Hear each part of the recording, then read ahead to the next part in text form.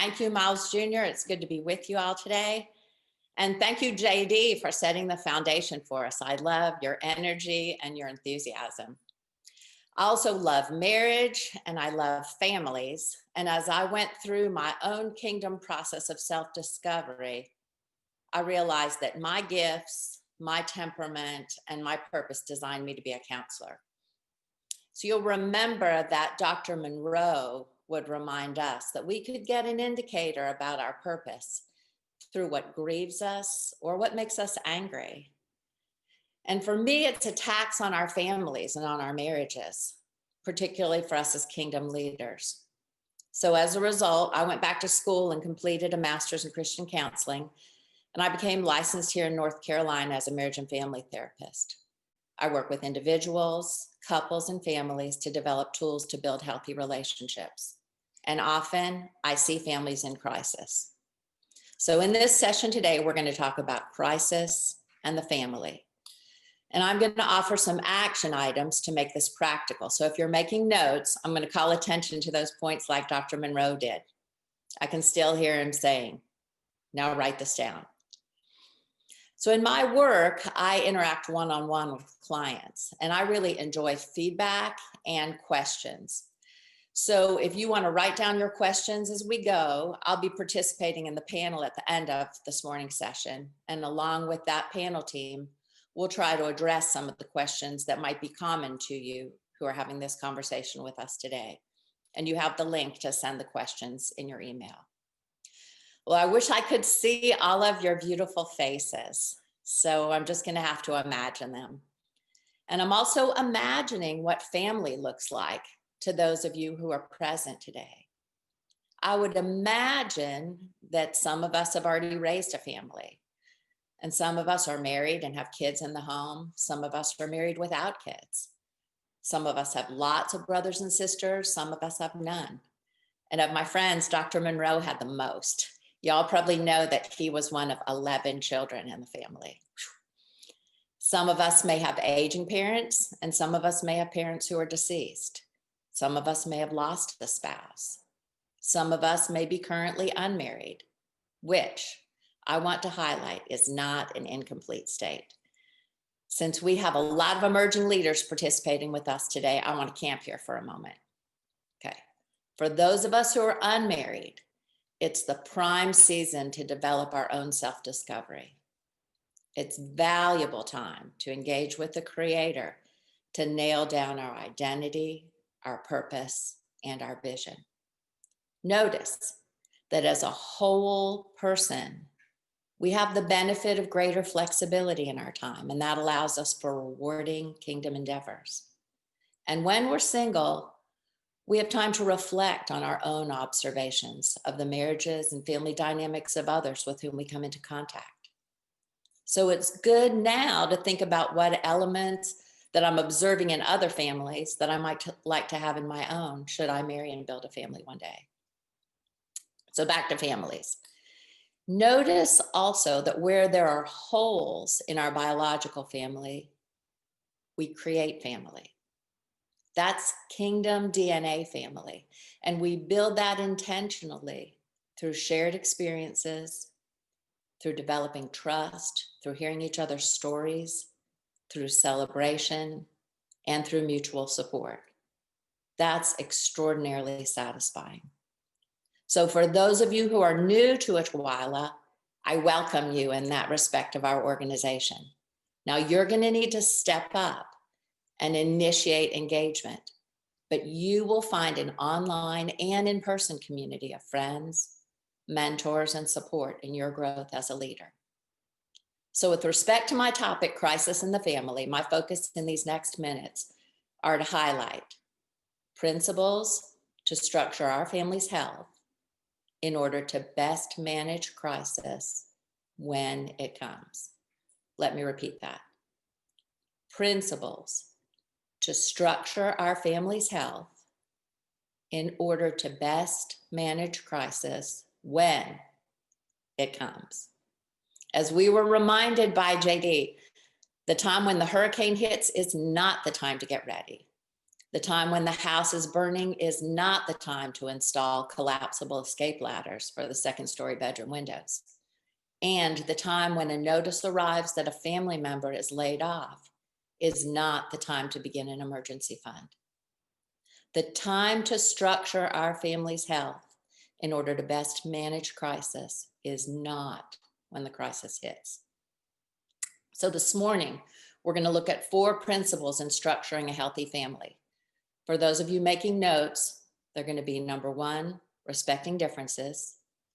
Number 2, making repairs. Number 3, creating resources. And number 4, developing records. So respecting differences, repairs, resources, and records. And my individual session ends this morning at 10:20. So if I haven't completed all these, we'll pick up any leftovers during the panel session when we're addressing your questions. Remember to write those down. Principle number 1, respecting differences. In healthy families, we recognize that each family member has his or her own set of gifts and temperaments. So during this session, I want you to take a moment and reflect on your own family and where your gifts and temperaments fit in, especially during crisis. Think about that. The family is where we watch our gifts first emerge. Healthy families provide safety and encouragement to allow space for each member to identify and function in his or her gifts. Write that down. I'll repeat it. Healthy families provide safety and encouragement to allow space for each member to identify and function in his or her gifts. Maybe you didn't grow up in that kind of family. I'm sad about that. It's okay. You can be sad too. The King can help us find purpose in even the hard things in our lives when we look to him for understanding. So for those of us who had less healthy families in growing up, this is an opportunity to learn healthy principles in going forward. Crisis functions both to deploy and to reveal gifts that are resident in a family that may not have been apparent in less turbulent times. So that means that in crisis, perhaps one member is more gifted administratively to bring structure and organization. One might be better at keeping his or her cool under pressure. One may be gifted in compassion to be sensitive to others' experiences of what's happening. One may be gifted in prayer to stand before the King on behalf of the family. And one may be good at making us laugh, and don't minimize that gift. Humor can be good medicine in a crisis and a valuable contribution. In a crisis, healthy families honor various temperaments in the family. Some of us are wired to be more extroverted, and we recharge our energy in social situations where we're engaging with others. Where some of us are wired more as introverts, and we recharge inside of ourselves with thoughtful observation and analysis. For those of you who knew Dr. Monroe, you'll remember his extroverted energy and Mama Ruth's more introverted observation and depth. Now, neither wiring is good or bad, just different. Healthy families recognize, and particularly in crisis, make room for these differences and the needs that go with them. Also, during crisis, how families make decisions is amplified. Family decisions and how they're made run on a continuum where in the extremes on one end, we have indecision and chaos. And on the other end of the extremes, we have one member, usually the same one, continually stepping up and taking complete control. Now, healthy families establish functional decision-making patterns prior to the crisis, where all the members are taken into account. Now, that doesn't mean we don't have defined leadership. It does mean that wherever possible, we all take a breath and we have conversations for input and to check in with one another. During a crisis, communication is key. Write that down. Think about how first responders have communication devices to help them stay connected, to be aware when someone else needs backup, to share various perspectives on a situation, to deploy resources. I recommend that my families who are in crisis regularly hold informal family summits, in person, through an online platform, to check in on one another. Write that down. Regular family summits. So here's some examples of some open-ended questions you can ask during those summits to get the conversation going. 1, how is this affecting you? 2, what are the hardest parts of this for you? 3, what would support from us look like to you? I'm going to repeat those. 1, how is this affecting you?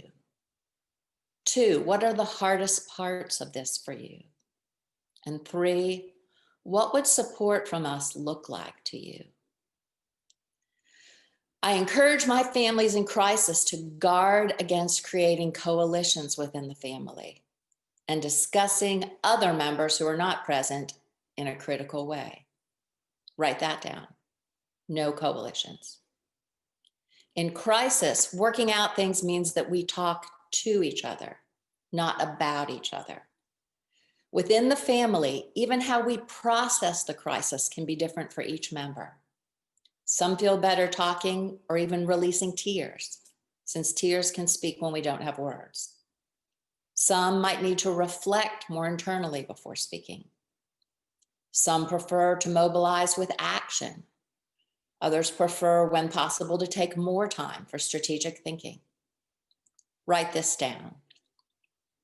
During crisis, various members of the family may react differently. Do conduct family summits. Do recognize, make space, honor, and benefit from individual differences. Let's move on to the next principle, repairs. Crisis exposes unresolved areas of offense lying beneath the surface in families. Let me repeat that. Crisis exposes unresolved areas of offense lying beneath the surface in families. When we need the strength of family links in the chain, how can we make sure there's not an unaddressed breach that will inject its toxicity into a crisis? I want you to hear this. Relationships grow through rupture and repair. I'll repeat that. Relationships grow through rupture and repair. A rupture is a break. All relationships, especially in families, experience offenses, hurts, unintentional oversights, and misunderstandings. In relationships, we don't always see things the same way. Healthy families are built on relationships where we learn how to resolve the inevitable conflict. How do we do that? Notice, I said the response to a conflict is to resolve. Now, some of us came from homes with healthy resolution of conflict. Some of us didn't. So I'm going to give you some principles. Healthy families don't avoid conflict. They don't stuff it down and bury conflict, because in crisis, these situations can come back to bite us. And healthy families don't turn conflict into blame of one another. They speak their part, they own it, and take responsibility. Healthy families do. They speak in I statements. Here's some examples of that. I feel overlooked. I feel disregarded. I feel attacked. When there is a rupture in a family relationship, we do our own work first. 1, we choose to humble ourselves. 2, we ask the Holy Spirit to reveal to us our own sin. 3, we calm our own triggers, kind of like taking a time out. So then some offenses we just let go of, like water off a duck's back. But when we determine that the conflict is harming the relationship, we address it. Being sensitive to timing, and I'm going to say that again, being sensitive to timing.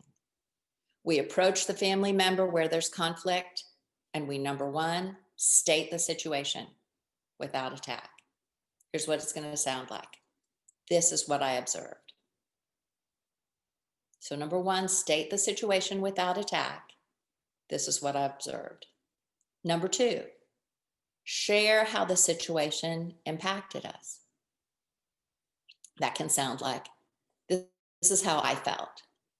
So number 2, share how the situation impacted me. This is how I felt. And number 3, we ask for what we need. That's going to sound like, this is what I need. We ask for what we need. Here's a sample of what that looks like. So we have a sister who shares a potential new development at work with her brother. He congratulates her on social media. Unfortunately, the deal's not yet done, and the sister becomes concerned about the post. Here's what an unhealthy conversation might look like. You are such a jerk. I can't believe you posted what I said. Did you even think about how upset I would be to see our private conversation in print? I can't ever trust you. That kind of response will not make a positive contribution to their dealing with crisis together in the future. So let's use some principles. State the situation without attack. Bro, I noticed your post about my promotion. It's not confirmed yet. Share how the situation impacted us. I'm uneasy about who will see that and questions it might cause. Number 3, ask for what we need. I need you to take down that post. And in the future, we should talk about what's private and what's public and what we discuss. Hear the difference? The goal, in order to stand strong in crisis, is to create better understanding, to extend forgiveness, to repair ruptures, to resolve conflict, and ultimately live in peace as far as it's possible with us. Third principle for strong families: resources. When our entire family is confronted with a crisis, we're going to need resources of an established community of trusted go-to people who are key for support. And each of us should be building that with intentionality, both locally and globally. The local part can be challenging since we're in a mobile society and often have to uproot and move and build community again. Just a few months ago, I saw our global community jump into action for one of our ITWLA trustees, Fernando Gonzalez, when his dear mother and several other of his family members died from COVID. Through virtual technology, we were even able to attend the funeral services as tributes were paid to his mother and comfort was offered. The global response of caring was overwhelming. Again, I remind you of the value of this amazing ITWLA community. So developing my own support network was essential since all but one of my kids and all my siblings live far away. So 15 years ago, after a move, after my kids went off to college, I intentionally asked the King for families in my immediate community to be my people. A year before that, I'd taken an assignment from him to weekly mentor a young mother in my home. Interestingly, my provision was there. The young mother told me that a couple in her home group was moving away, and she invited my husband and me to consider filling that vacant spot in a group of a few couples who gather monthly to eat together, support one another, and to pray for each other's families.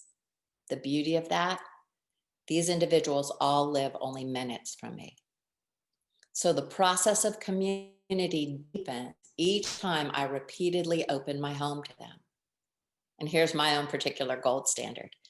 I want them to know where my things are in my house, particularly where to find things in my kitchen cabinets, because that gives me comfort. I know they are my people. I remember on the day when Reggie White, the football player, died suddenly. In this situation, I was only a casual friend and neighbor, but during that morning of crisis, I went to his home to serve the family, to man the door, to receive comforting gifts of food from neighbors, and to help take telephone calls.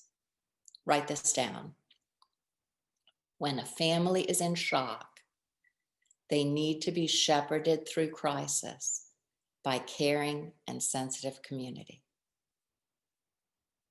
Sensitive serving may involve buffering the family, protecting their privacy, insulating them from what might feel at the time like an assault of well-wishers.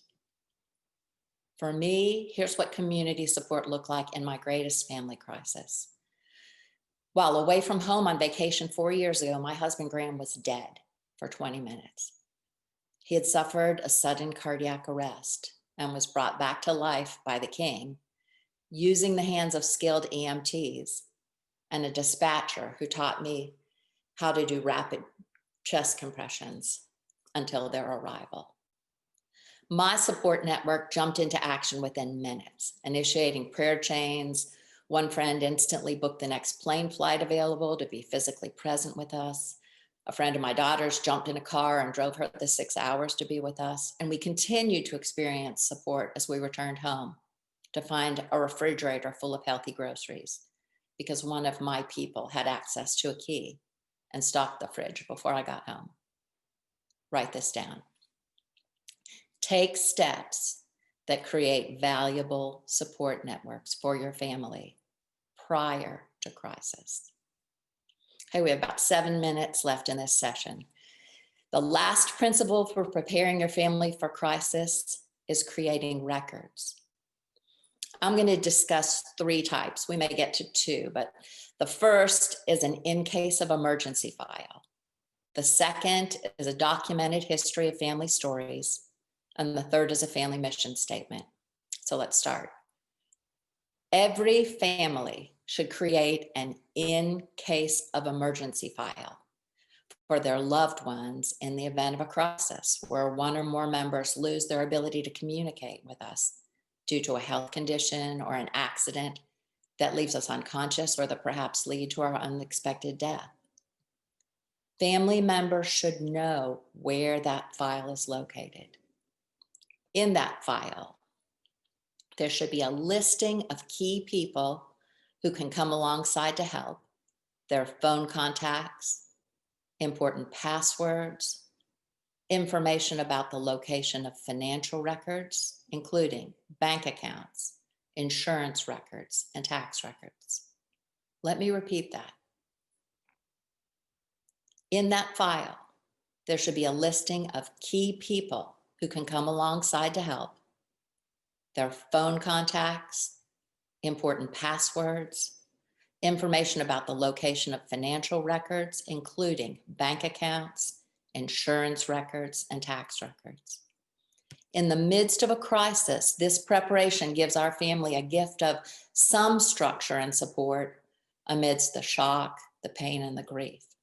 If you've not yet done this, make a note on your calendar right now to work on it after the summit concludes. The second record. Prior to crisis, it's powerful for our families to know the stories of how various members in our family's history have met with challenges. Write this down. Stories root our family legacy.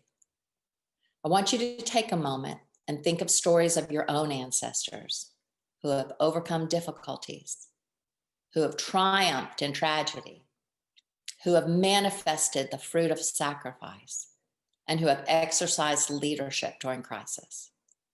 Take a moment. Do you have some stories in mind?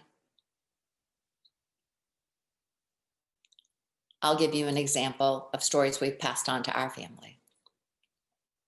When my husband wrote his memoirs and his family history, our kids learned that during the Spanish flu epidemic in the early 1900s, my husband's great-grandfather, the kids' great-great-grandfather, stepped up and led the Red Cross in his community.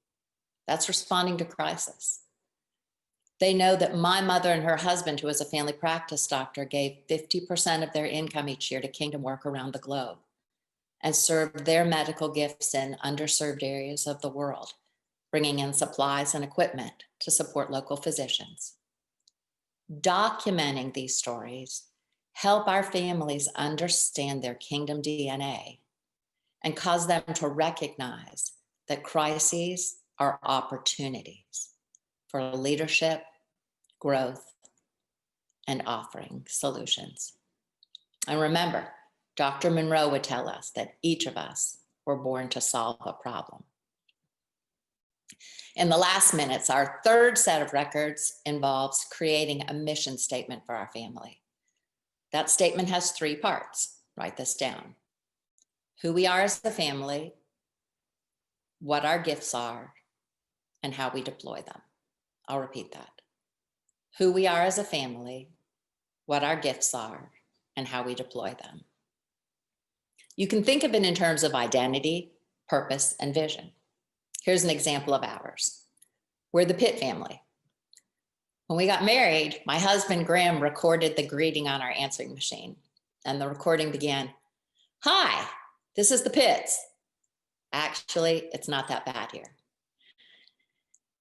In our statement for the Pitt family, we're a family given to hospitality. Our gifts and values involve engaging with what's happening in the kingdom globally, mentoring, and generosity. Our mission statement becomes not only a way we understand our family identity, it also becomes a guide in how we make decisions as a family. For our family, here's one way that deployment of gifts looked. When the first executive director of ITWLA, Barry Dennison, and his wife were raising 3 children in Brazil, where their kids only spoke Portuguese, as a family, we made the decision to invite them to live with us for a year so their kids could learn to speak English from other kids. Now, their kids were the same ages and genders as ours, so for a year, it was like having 3 sets of twins running around. And as we look back, it was one of the most joy-filled and fun times in our early Christian life. In another example of deployment, I remember in the early 90s, a time when the ITWLA leaders, Dr. Monroe, Dr. Richard Pender, Drs. Pat and Peter Morgan, Apostle Bertrell Baird, and Apostle Turnell Nelson laid hands on Graham and me for commissioning and ordination. And something in that moment was conceived with us. And we went home and along with our kids located a gymnasium where as a family, twice a month, we would offer hospitality to 200 kids from the neighborhood, led largely by single moms. And we would have kids for pizza, games, and teaching Dr. Monroe's purpose and leadership principles. Why is that important? First of all, regarding what was birthed through our involvement in ITWLA, I want all of you new to this organization to understand that your engagement with these leaders creates an environment for you to bring forward kingdom gifts that are resident in you. Second, I want to see that having a mission statement for our families serves as an anchor for them in crisis, as well as a navigational star in forward movement into the future. We've watched our own kids be guided by this mission statement. So our now adult kids are operating under the premise of hospitality, global engagement, mentoring, and generosity, components of their family's mission statement. Launching the next generation with an understanding of their family identity better equips and enables them to address crises and bring solutions. So if a corporation has a written mission statement to clarify its identity and purpose as kingdom families, shouldn't we?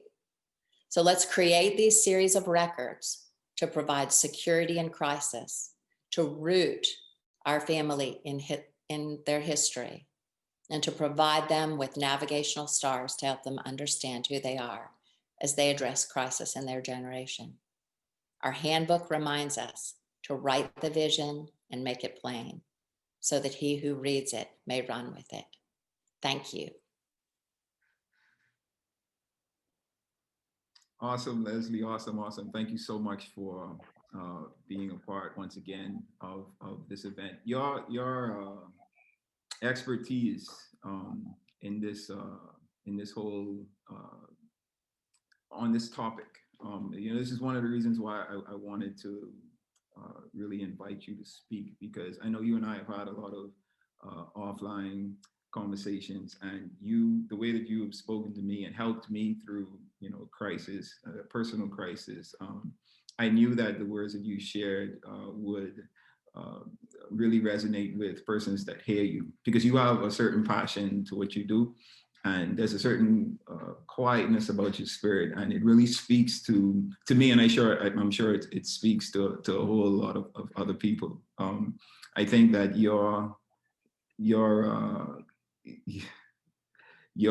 the way that you're able to operate within your gift, I think is a testament to what we believe as an organization, right? And all of us are born leaders. All of us are born with a purpose, and all of us have gifts and talents. And as long as we operate within them, they will allow us to take command over certain worlds, certain spheres, right? And I just want to say that I really thank you and appreciate the words that you shared. I think it's done a lot for me, and I'm pretty sure it's done a lot for a lot of the attendees.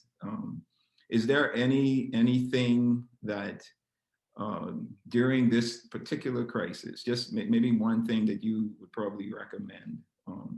Because we're all going through a global pandemic. A lot of us haven't experienced anything like this before.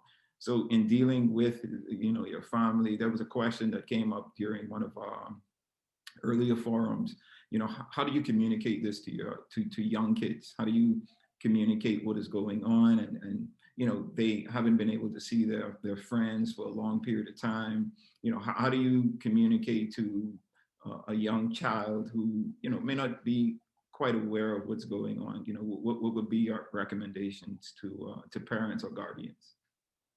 Dealing with our kids, Miles, one of the most important things we can do as parents is help them express their emotions. We don't want their lives to be run by their emotions, but we want them to understand what's going on and to be able to express it to us, because then in the future, they'll be able to express that to the Lord.